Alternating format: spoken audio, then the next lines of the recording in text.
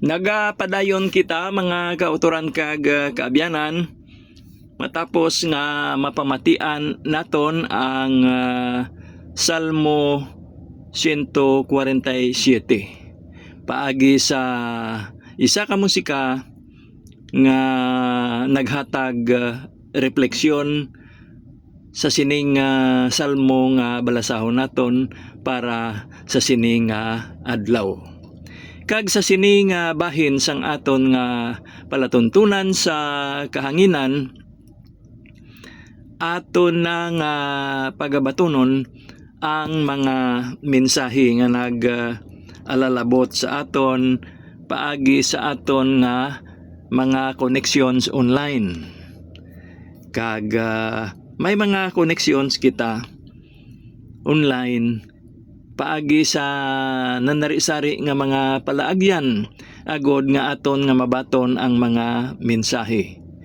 Una diri amo ang sa X nga anay ginatawag naton Twitter. Sunod ang sa Facebook. May ara kitang account dira nga amo ang oras sa inspirasyon. Kag may pahina kita dira nga oras ng inspirasyon kag para sa sining programa naton mayara man kita nga pahina nga inspiration of senior citizens. Okay, no?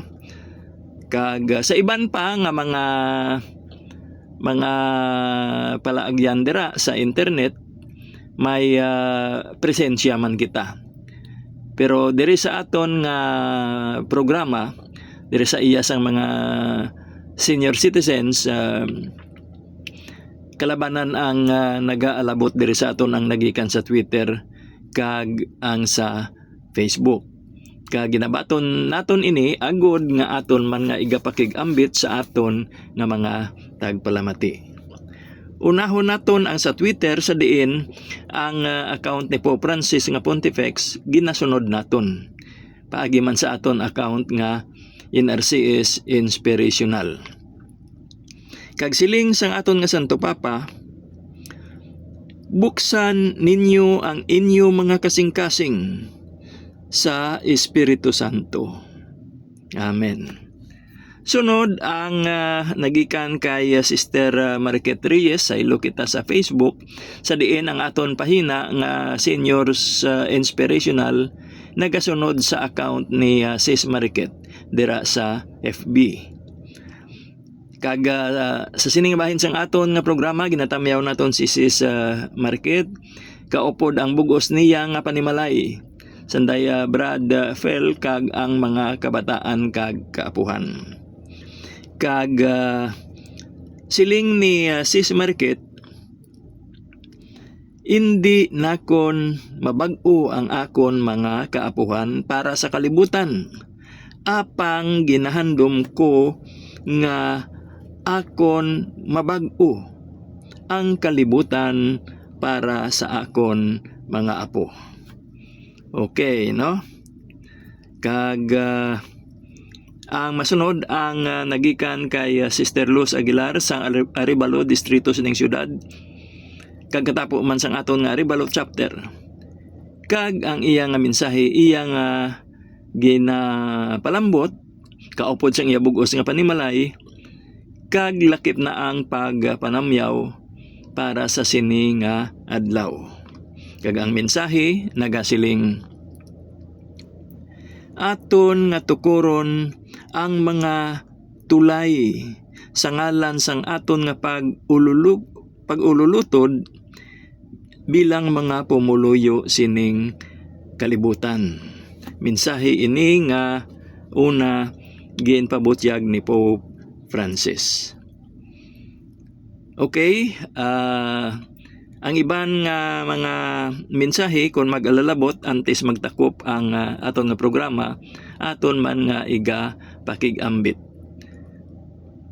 Pero sa subong, aton anay nga hatagan sang pagtalupangod ang aton nga nabaton nga panghuna-huna gikan man sa isa ka abyan naton sa internet. Sa iya man nga pagsunod sang mga pagpabutyag gikan mismo didto sa Batikan. Okay, no? Suno diri sa nadawat naton nga panghuna-huna, saranggid kita nga maka bag-o sang aton nga mga kaugalingon kag sa aton nga espiritual nga panghuna-huna, sa aton mga pagginawi. Kag sarang kita nga maka patungod sang aton mga nanarisari nga buluhaton para sa pagbag-o. Ayhan na kita nagapuasa o kon naga-enjoy man sang mga kapiestahan nga aton nga gina-silibrar. Kag kon kaisa kinahanglan man naton ang mag-ehersisyo, ilabi na para sa aton nga mga senior citizens. Kung kaisa matinamaron kita maghulag, maluyag kita nga pamiyongko lamang, apang kinahanglan naton ang maglakat-lakat. Bisan sa hindi gid masyado ka trabahoso nga hulag naton, apang kinahanglan padayon kita nga nagahulag. Kag subong man ang pagkabuhi naton sang liturhika man nga kabuhi sang aton nga simbahan. Aton nga tipigan ang mga sakramento dira sa aton nga kaisipan. Ang mga inadlaw nga sa diin may mga dapat kita nga i-ofrecer. Kag amo gani nga kinahanglan naton ang isa ka kalendaryo nga nasanto sa mga aktibidad sang aton nga simbahan. Agud nga makomiter naton ng aton mga kaugalingon sa pag-obserbar sang mga serkulo liturhika. Kag ang lantaw naton sang mga halimbawa nga makit-an naton sa kabuhi sang mga santos. Initanan nga mga buluhaton na makahatag sa aton sang kahigayunan, agud nga patigayon naton ang pagbag-o sa aton nga pagpanglakaton upod kay Kristo. Kag agud man nga aton nga mahatagan inspirasyon ang mga nagapangita sang mga pamaagi, agud mapabakod ang ilang pagtuluohan sa aton nga simbahan kag sa mga buluhaton naton sa aton mga misyon bilang mga Katoliko. Sa diin kita nagasugod sang aton nga adlaw sa pagpangamuyo. Ilabi na gid ang aton nga pagsambit sang Santo Rosario. Sarang gid naton mapangitaan sing nagakaigo nga tinion ang aton nga pagpangamuyo. Kag dugang pa diri ang pagpakita man naton sang pagkamaalwan kag pagkamalulo sa aton nga isig kapareho. Sa mga regular naton nga paglakat-lakat nga kita nagaupod kay Kristo. Mga praktikal ini nga mga pamaagi, agud nga aton nga malambot ang tinutuyo naton nga mapadalom pagid naton ang aton nga communion kaupod sa aton Ginoong Hesukristo. Kag paagi sini aton nga masumalang ang pulong nga nagikan mismo sa Dios paagi sa pagtuon naton sang sagrado nga skriptura. Kag kita man bag-o sang aton nga kaugalingon bilang mga binunyagan paagi sa aton nga konfesar sa tulod sa aton mga kaugalingon agod nga mapatigayon ini.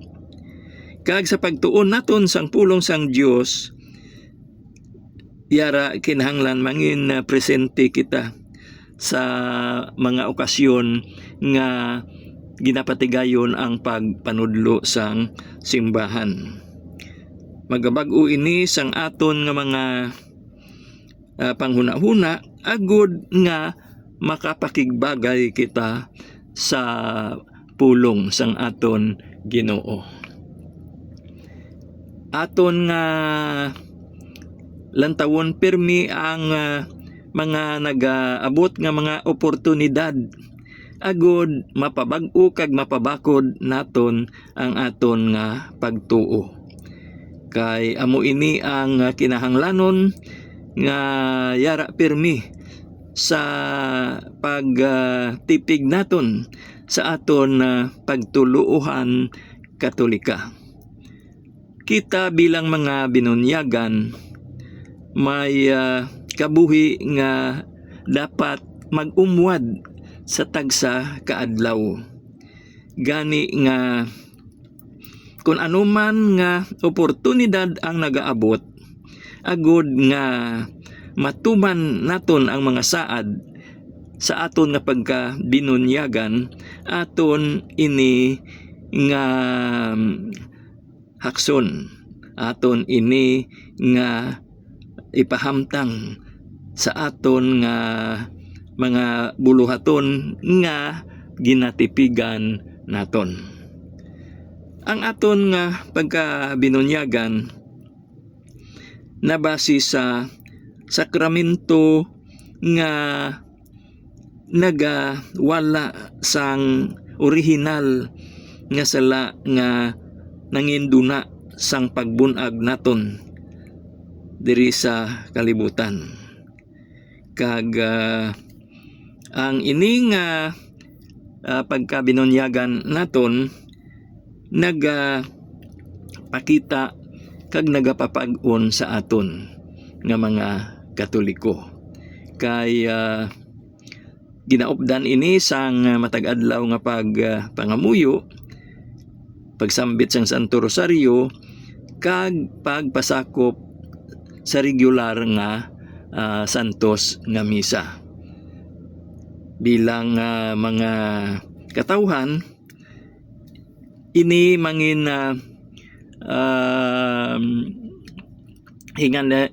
hinganiban naton sa pagpakig-away naton sa mga sala kag sa mga pagsulay nga mapakigsumpungan gid naton kag agud mapahilapit pagid naton ang aton nga kaugalingon sa aton Ginoo kay Ginoong Hesukristo.